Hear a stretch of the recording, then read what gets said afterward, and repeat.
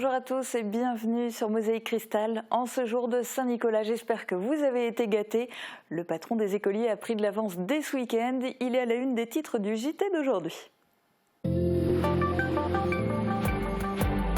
Saint-Nicolas, patron des écoliers. À Sarreguemines, il a fait son traditionnel défilé en calèche. Il était accompagné de 4 petits anges et il n'a évidemment croisé que des enfants sages. Marché des artistes à Sarreguemines, le groupe du mardi soir a exposé ses œuvres ce week-end à l'hôtel de ville. Peinture, céramique ou encore gravure étaient proposées à la vente. Un coupé de banderoles pour inaugurer les vitrines du Beacherland. Jusqu'au 31 décembre, de nombreux produits artisanaux sont disponibles en boutique et vous pouvez admirer 67 lanternes à travers le sentier installé au parc du Stadtweiher. Mise en service de la chaufferie biomasse de Sarreguemines, la rive droite est opérationnelle. Il reste 5,5 km de réseau à réaliser pour chauffer les bâtiments de la rive gauche. 892 km parcourus à Sarreguemines au profit du Téléthon. La cafétéria de Cora a été transformée en salle de sport éphémère. La vente de vin chaud, de brioches et de CD a aussi permis de récolter des dons. Un food truck de Noël à Anchambert, c'était une opération de solidarité initiée par le comité de jumelage au profit des sinistrés des inondations. Vin chaud, bredele et tartines de saumon étaient au menu. Le mois de décembre, c'est une période propice à la solidarité et cela peut même se traduire dans le domaine de la santé, n'est-ce pas Uranie? Exactement, le don de soi au sens propre du terme. Je vous explique tout dans quelques minutes. Eh bien oui, tu vas nous détailler tout ça tout à l'heure dans ta chronique et dans cette émission, on fera aussi un focus sur un symbole de cette période de fin d'année, le hou. Pourquoi cette plante est-elle associée à Noël? C'est depuis la nuit des temps, on vous expliquera tout en images. Autre symbole de saison, aujourd'hui nous sommes le 6 décembre et c'est la Saint-Nicolas. Selon la tradition, c'est l'heure de manger des maneleux avec une clémentine et du chocolat chaud. À l'occasion de sa fête éponyme, le Saint-Nicolas est venu rendre visite aux enfants dès ce week-end. Il a déambulé dans le centre-ville de Sarreguemines lors de son traditionnel défilé. Retour en images dans ce reportage de Christelle Reviaco et Guillaume Desmonteil.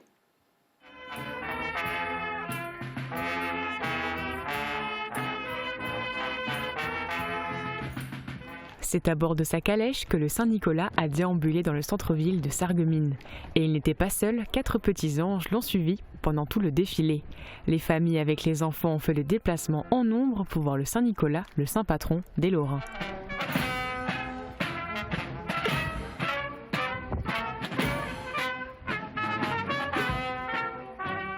Le Saint-Nicolas a fait un arrêt aux abords du marché de Noël pour saluer la foule avec sa petite cloche à la main. Il a commencé à distribuer des bonbons aux enfants, aidés par le Père Noël. Très attendu, les enfants ont pu échanger quelques mots avec le Saint-Nicolas lors du bain de foule et il a fini sa tournée, place du marché. Parce qu'à Sarreguemines, il n'y a que des enfants qui sont sages. Tellement sage que le Père Fouettard n'a pas fait le déplacement. Dans la tradition, il accompagne le Saint-Nicolas pour punir les enfants qui n'ont pas été gentils. Après les discours, les enfants ont reçu des sucreries, dont des pains d'épices à l'effigie du Saint-Nicolas.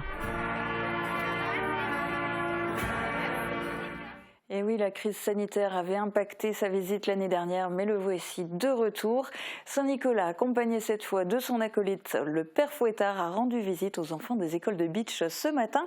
Ils ont commencé leur tournée à l'école maternelle du Champ de Mars et ils ont été agréablement surpris. Reportage de Thibaut Desmerlet. Bonjour les enfants, bonjour les maîtresses, bonjour. Les enfants attendaient sa venue avec impatience et le voici. Le patron des écoliers et son fidèle compagnon de voyage, le Père Fouettard, sont passés à l'école maternelle du Champ de Mars ce matin. Ils sont heureux de rencontrer à nouveau les élèves. Pour les 3 classes, c'était un sans faute cette année au niveau du comportement. Écoutez, l'école du Champ de Mars m'a un peu surpris parce que justement, ils ont tous été... Je ne sais pas si c'est le fait de ne pas nous avoir vus l'an dernier. En tout cas, ils ont tous été sages comme des images. Ils sont très attentifs et personnellement, ça nous fait, Père Fouettard et moi-même, très plaisir de les revoir en présentiel. Pour honorer la tradition, les enfants les ont accueillis avec quelques chansons.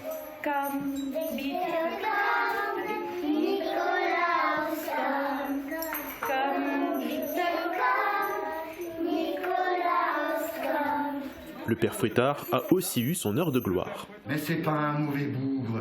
Après, il a raison d'insister. Mais on t'aime quand même, Père Fouettard. On est ensemble, on est une équipe, on forme une équipe. Et regarde l'accueil qu'on a eu. Le duo a continué sa tournée dans les autres établissements scolaires de la commune. Les enfants de l'école du Champ de Mars, eux, vont savourer leur récompense bien méritée. Et à Aspelshit, Saint-Nicolas a eu droit à un spectacle. Peut-être plus qu'ailleurs en Lorraine, les habitants de ce village du Pays de Bitche tiennent à Saint-Nicolas. Enfants, adolescents et adultes étaient réunis hier pour célébrer la légende du saint patron des écoliers et la raconter sur scène. Guillaume Dumontail a assisté au spectacle.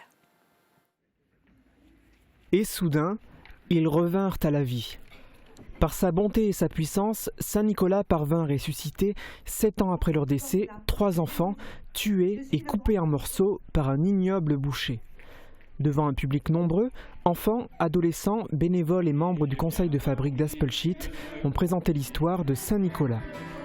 À la salle du foyer, ils ont donné un spectacle mêlant récits et chansons, permettant aux acteurs et aux spectateurs de célébrer la mémoire de ce personnage sacré à plus d'un titre, Saint-Nicolas, patron de la Lorraine et des écoliers.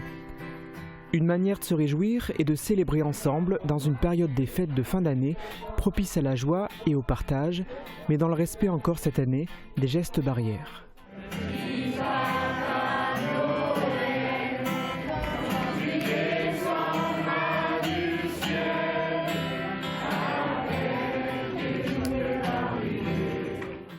Le comptoir de Noël est ouvert. Il s'agit d'un magasin éphémère situé à Sarreguemines dans la galerie du Carré Louvain.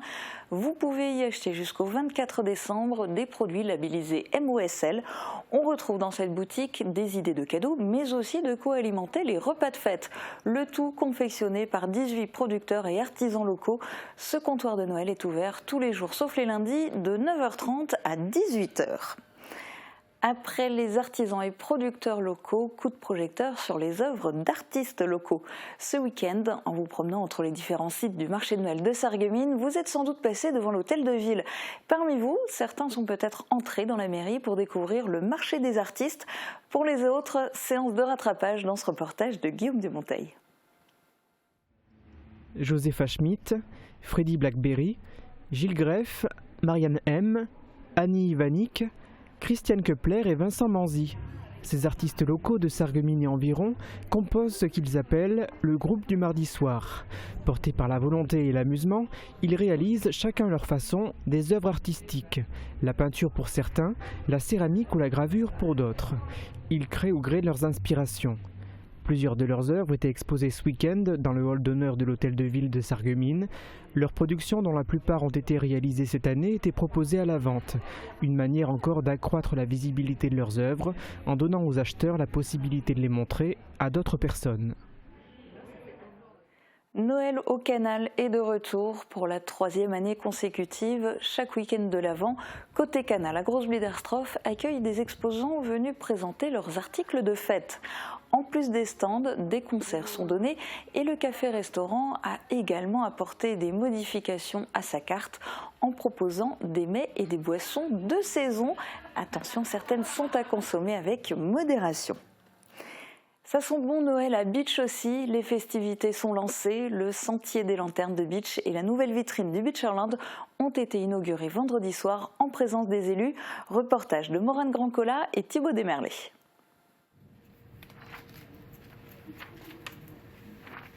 On peut applaudir, je crois. Ça y est, les vitrines du Bitcherland sont officiellement ouvertes. Vendredi soir, les élus et le public se sont réunis à l'office de tourisme du Pays de Bitche pour inaugurer cette nouvelle vitrine Made in Moselle.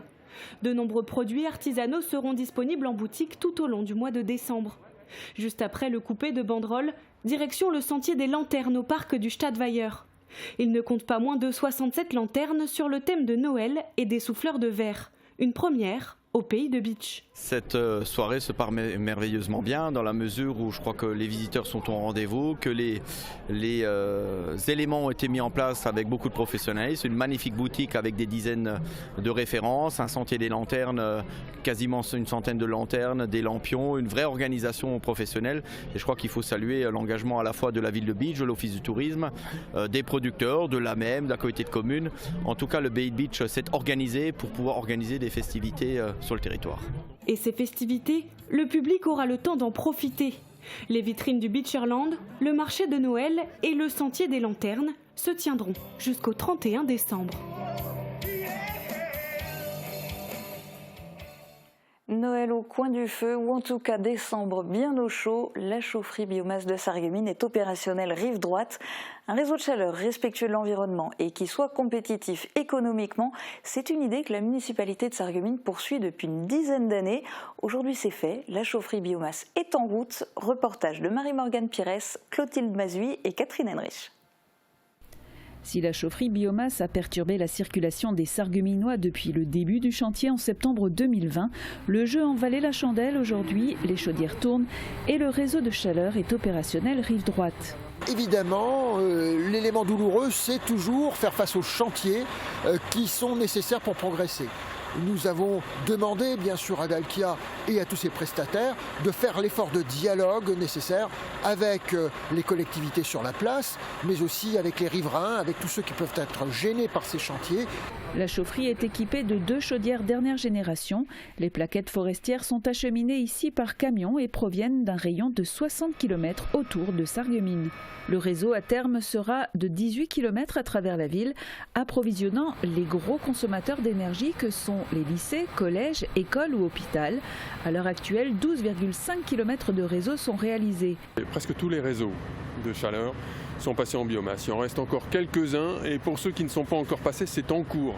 Mais la particularité d'ici, c'est qu'il y a aussi un bout de création parce que rive droite, il n'y avait pas de réseau. Donc aujourd'hui, le réseau est fait sur la rive droite et on va traverser pour aller sur la rive gauche et se raccorder sur Beau Soleil. C'est un réseau existant. En vitesse de croisière, la chaufferie consommera quelques 20 000 tonnes de plaquettes par an, une biomasse à 70% renouvelable qui évite surtout le rejet de 10 600 tonnes de CO2 dans l'atmosphère. Une opération écologique mais aussi économique au regard de la flambée des prix de l'énergie ces derniers mois. Leur sacrifice n'est pas oublié. Une cérémonie s'est déroulée à Sarreguemines au Monument aux Morts. Il s'agissait de rendre hommage aux personnes mortes pour la France pendant la guerre d'Algérie et les combats du Maroc et de Tunisie. Guillaume Dumontail a assisté à la cérémonie. 1962. C'était il y a 60 ans, 1954-1962, la guerre d'Algérie. Un souvenir douloureux pour de nombreuses familles de part et d'autre de la Méditerranée. Ce dimanche avait lieu la journée nationale d'hommage aux personnes mortes pour la France pendant la guerre d'Algérie et les combats du Maroc et de la Tunisie. Près de 30 000 soldats, appelés ou rappelés sous les drapeaux, mais aussi membres des forces supplétives, ont péri durant ce conflit. Pour leur rendre hommage, des discours ont été tenus et des gerbes de fleurs ont été déposées. 1000 km en 2 jours, équivalent à 1 000 € de dons au minimum en faveur du Téléthon. C'était le défi sportif proposé à Sarreguemines. Plusieurs organismes participaient à l'événement, notamment les sapeurs-pompiers et l'hypermarché Cora Sarreguemines. Reportage de Guillaume Dumontail. L'objectif a presque été atteint. Les généreux sportifs qui participaient au défi sarregueminois chapeauté par Cora Sarreguemines voulaient symboliquement parcourir 1000 km en 2 jours et le cumul de leurs efforts a permis d'atteindre une distance de 892 km. Le défi avait commencé vendredi à la caserne des sapeurs-pompiers où les participants ont parcouru 490 km. Pour ajouter de la difficulté, ils devaient avancer en tirant un dévidoir. Le lendemain, samedi, différents exercices étaient proposés au personnel, aux clients et à des associations sportives à la cafétéria de l'hypermarché Cora, transformée pour l'occasion en salle de sport. CrossFit Sarreguemines avait apporté ses installations pour permettre aux sportifs, occasionnels ou confirmés, de participer à l'événement. Outre ce défi sportif, des dons en faveur du Téléthon étaient récoltés de différentes manières, par le biais de la vente de vin chaud ou de brioches, mais aussi grâce à celle d'un CD de Noël enregistré par les élèves de LJF Musique. Ces derniers se sont également produits toute la journée de samedi pour ajouter une note artistique à l'événement.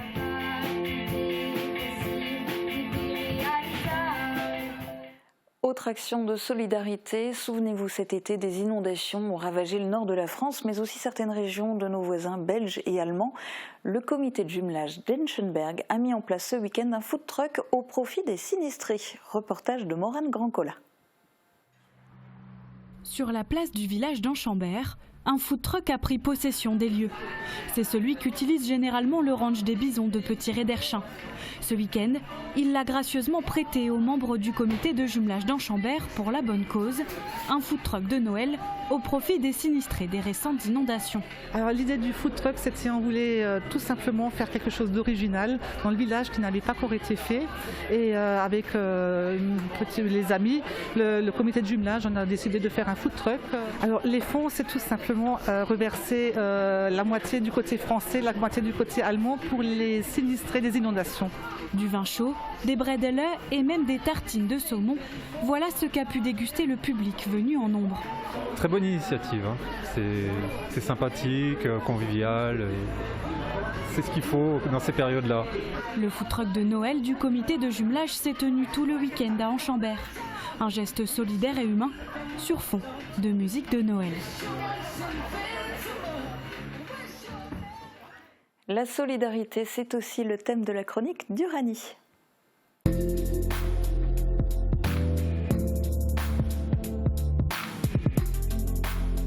Alors Julia, si je te dis solidarité, tu penses surtout à quoi ? J'irai en premier lieu pauvreté et puis catastrophe naturelle. Et ce sont de très belles causes, mais solidarité rime aussi avec santé. Et pour le coup, on peut vraiment parler de don de soi au sens propre, parce qu'on peut avoir besoin d'un petit bout de vous pour sauver des vies. Et à commencer, je suppose, par le plus courant, le don du sang. Oui, tout à fait. En plus, ce mois-ci, l'Établissement français du sang lance une campagne générosité, donc pour tout le mois de décembre. Les réserves et stocks de produits sanguins manquent cruellement, encore cette année, et encore plus à l'approche des vacances. Alors pour devenir donneur, les critères n'ont pas changé. Vous devez être âgé de 18 à 70 ans. Peser plus de 50 kg et vous pouvez être prélevé même en ayant été vacciné. Je rappelle que le pass sanitaire n'est pas demandé. Pour le mois de décembre, de nombreuses dates de dons sont possibles sur le territoire. Pour les trouver, c'est bien simple. Il suffit de vous rendre sur le site internet de l'Établissement français du sang, de taper votre code postal ou le nom de la ville dans la barre de recherche sur la carte et le tour est joué. Par exemple, à Orbach, ce sera le 20 décembre de 15h30 à 19h30. Mais il n'y a pas que le sang qui peut changer le cours d'une vie. Tout à fait, on peut aussi évoquer le don d'organes et de tissus. Alors en France, il faut le savoir, on est donneur potentiel et présumé, sauf si on apparaît sur la liste de refus nationale. Cette période de l'Avent, c'est peut-être le bon moment pour tout le monde d'y penser, d'en parler aussi avec son entourage, pour que le moment venu, la décision soit plus simple, tant pour les équipes médicales que pour votre famille par exemple. Alors pour montrer que vous êtes d'accord, vous pouvez également demander à recevoir une carte de donneur. Il suffit pour cela de contacter l'agence de biomédecine au numéro qui s'affiche en bas de votre écran. Et puis aussi, vous pouvez remplir un formulaire via le site internet france-adot.fr, le tout gratuitement.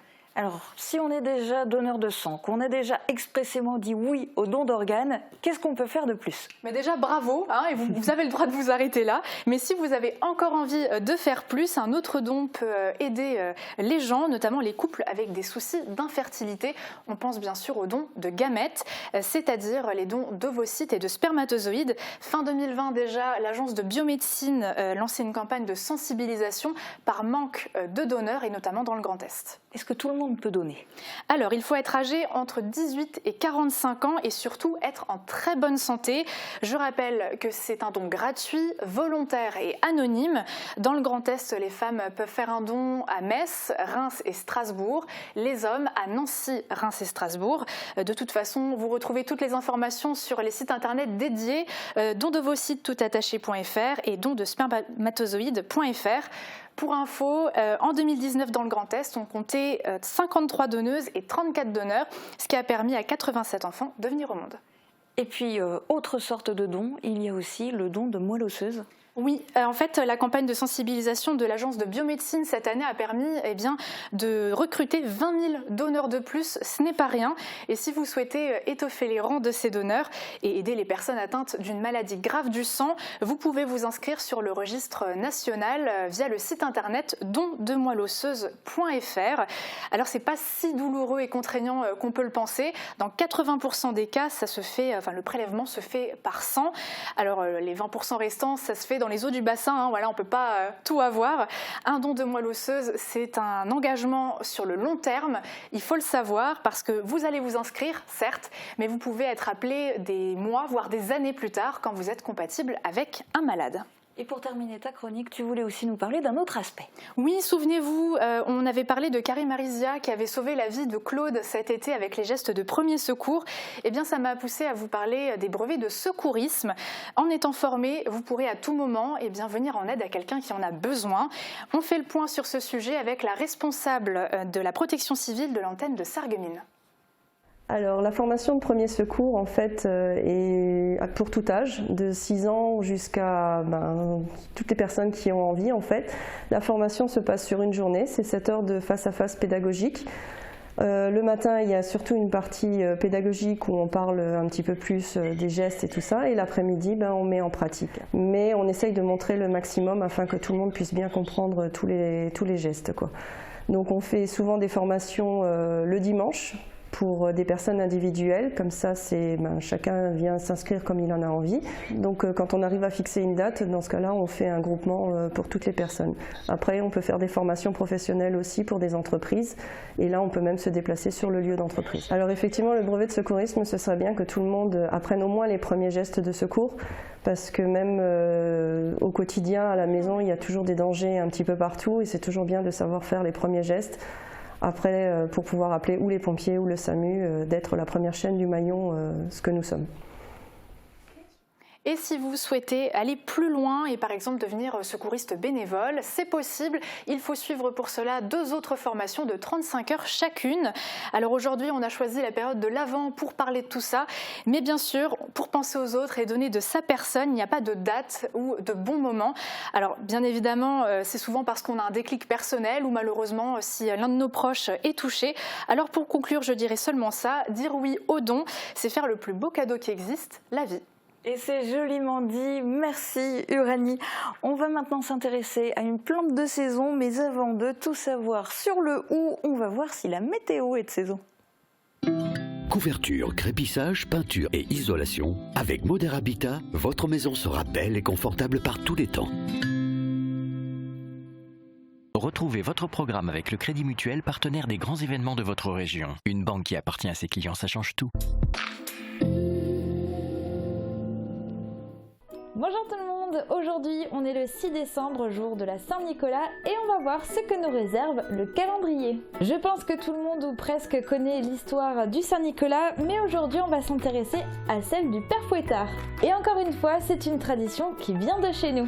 Le rôle du Père Fouettard est de punir les enfants qui n'ont pas été sages en les enfermant dans un sac. Et selon la légende, il serait né à Metz en 1552 lors d'une procession contre Charles Quint qui avait alors assiégé la ville. En Alsace, c'est le chevalier médiéval Hans von Trotta qui inspire le personnage, et c'est pour cela qu'on l'appelle Hans Trott.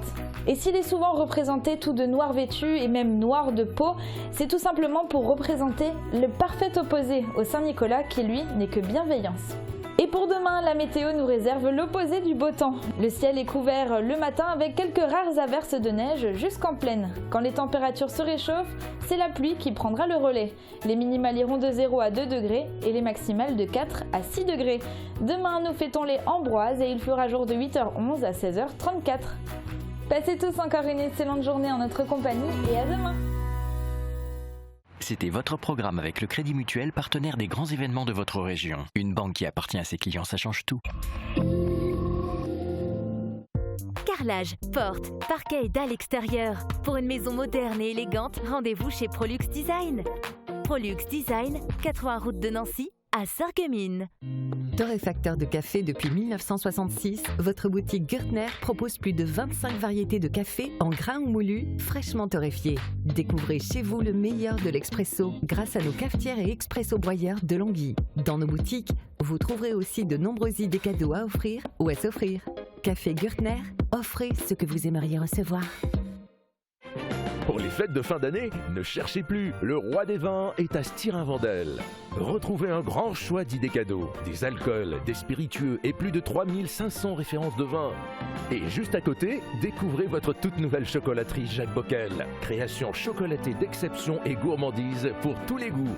Le roi des vins à Stirin-Vendel, où choisir devient un plaisir. En cette fin d'année, faites-vous plaisir chez AVS Médical grâce à nos offres exceptionnelles. Procurez-vous le stimulateur circulatoire numéro 1 en France de la marque Revitive. Grâce à la technologie d'électrostimulation musculaire, il améliore le retour veineux et soulage les douleurs, crampes et gonflements. Pour un stimulateur Revitive acheté dans nos centres de santé, un sac de transport et des électrodes d'une valeur de 69,80 € sont offerts. AVS Santé, notre métier, vous accompagner.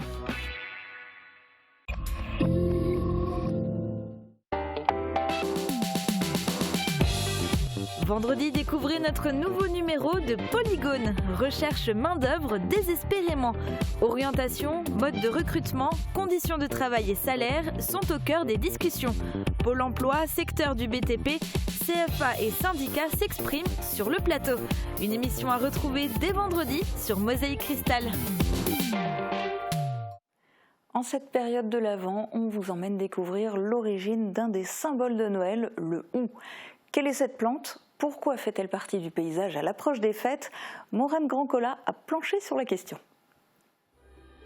Le poinsettia, le gui, la pomme de pin ou encore le sapin sont tous des symboles de Noël. Autant de plantes qu'on arbore fièrement tout au long du mois de décembre, mais il y en a une en particulier qui attire notre attention aujourd'hui, c'est le hou. C'est un arbre qui a, comment dirais-je, des feuilles éternelles, c'est-à-dire que c'est un arbre qui garde ses feuilles vertes toute l'année. Dans l'écosystème, il est très important parce que comme les feuillages sont persistants toute l'année, eh bien c'est un des arbres feuillus qui capture le plus de CO2. Et le deuxième point, c'est au niveau de la biodiversité. Beaucoup d'oiseaux, principalement les merles et les moineaux, viennent faire leur nid là-dedans. Ils sont protégés des prédateurs comme les chats. L'homme de Cro-Magnon a vite compris que grâce au buisson de houx, il pouvait avoir un allié très utile pour conserver sa nourriture. Comme il fallait partir à la chasse, souvent, il fallait de temps en temps laisser quelques réserves, mais il fallait les sécuriser. Et le bois de houx, en fin de compte, va être un magnifique outil pour préserver sa nourriture, faite en général de fruits secs qui permettent de tenir tout l'hiver. En conséquence, cette technique va durer jusqu'au début du Moyen-Âge, 5e, 6e siècle. À partir du moment où on va commencer à faire des meubles, eh bien, M. Cro-Magnon a inventé, il y a 6000 ans, le premier garde-manger. Une plante aux 1000 vertus donc, qui est aussi utilisée dans la confection des couronnes de l'Avent. Direction la fleuriste pour les explications. Alors le hou est très symbolique, on en retrouve partout, on en retrouve sur quasiment toutes les bûches de Noël, on en retrouve sur les emballages, on en retrouve quasiment partout. Après le hou, chez nous c'est vraiment des petites touches, contrairement aux pays anglophones qui eux c'est vraiment le hou, uniquement le hou. Après c'est un peu piquant, donc c'est un peu pénible à faire. Donc nous ce qu'on fait plus c'est d'associer le sapin qui chez nous n'est pas rare.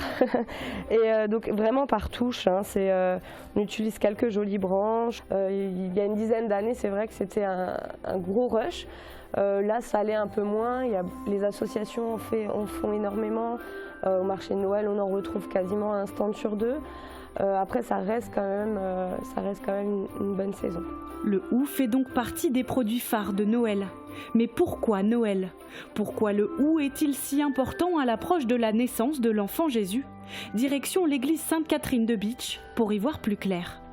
Ah, merci Maureen, quelle formidable couronne de hou avec ses baies.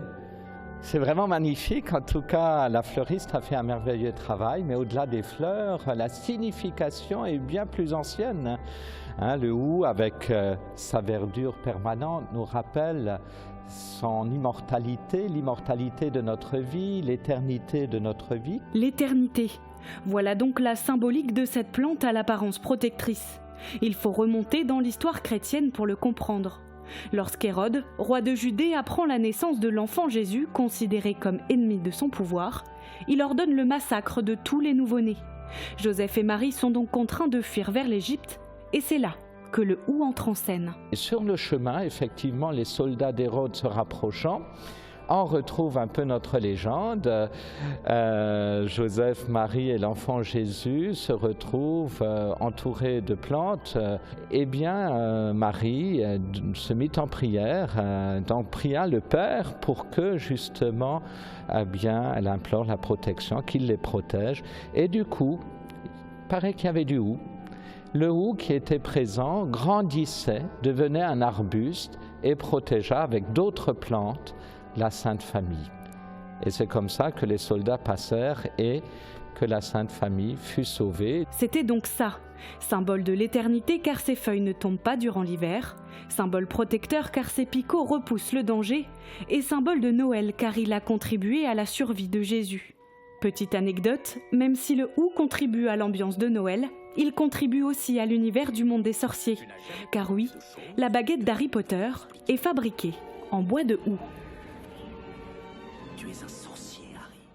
Mais n'oubliez pas, c'est la baguette qui choisit son sorcier. Et puis d'un coup de baguette magique imaginaire, eh bien c'est la fin de cette émission. Rendez-vous sur notre site internet www.mosaïque-cristal.tv et sur notre page Facebook pour revoir tous nos reportages. Demain, vous retrouverez Uranie dès midi sur Mosaïque Cristal. Très bonne journée à tous.